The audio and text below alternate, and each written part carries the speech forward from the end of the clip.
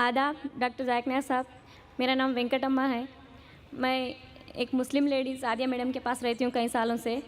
मेरा सवाल है, आप बोलते हैं कोई भी मज़हब गलत चीज़ नहीं बताता, गलत काम करने के लिए उत्सुक नहीं करता, और आप क्या वजह है जिसकी वजह से इस्लाम कबूल करने के लिए बोलते हैं तमाम मुस्लिम?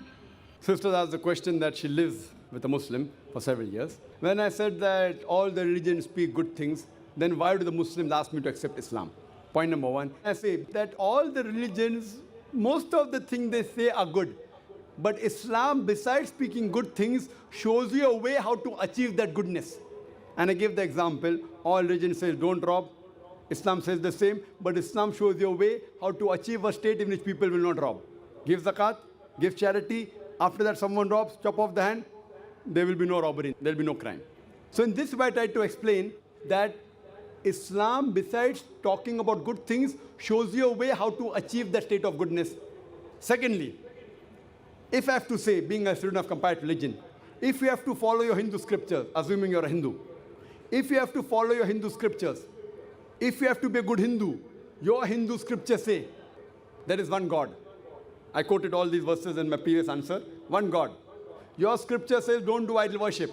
Bhagavad Gita chapter number 7 verse number 20. All those whose intelligence has been stolen by material desires, they worship demigods. They do idol worship. You have to believe in one God.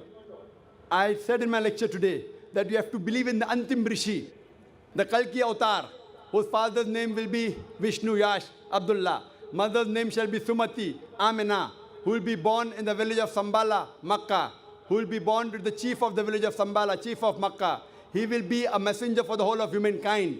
He will get enlightenment at night in a cave. He will go northwards and come back. He will be given 8 qualities. He will be a messenger for the whole of humankind. He will ride a horse. He will have a sword in the right hand. He will have 4 companions. He will be helped by the angels and devatas. On and on and on. Who is this person? If you are a good Hindu, you have to believe in the Antim Rishi, otherwise you are not a good Hindu. If you are a good Hindu, you have to believe in one God.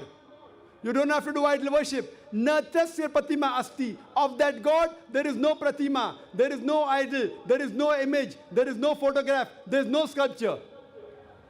And I have had dialogues with Pandits of Hinduism, with Shankaracharya, many. And I have quoted this. No Shankaracharya told me, Brother Zakir, you are wrong. No one. I had a dialogue with Sri Ravi Shankar on 21st of January, supposed to be the most popular spiritual guru, Art of Living. I told him, the best book on art of living is the glorious Quran.